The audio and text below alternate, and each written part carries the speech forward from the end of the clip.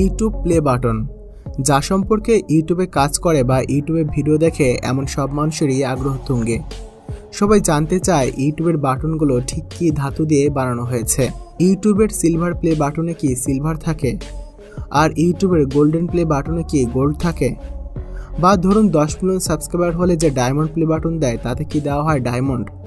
বা এই বাটনগুলো যদি বিক্রি করা হয় তাহলে কোনটার দাম কেমন হবে?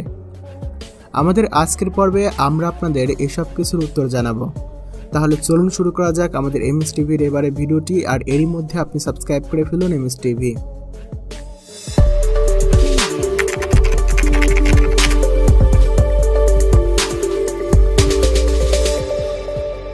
Silver play button. আপনি যদি ইউটিউবে 1 লক্ষ সাবস্ক্রাইবার অর্জন করেন, সাথে আপনার চ্যানেলে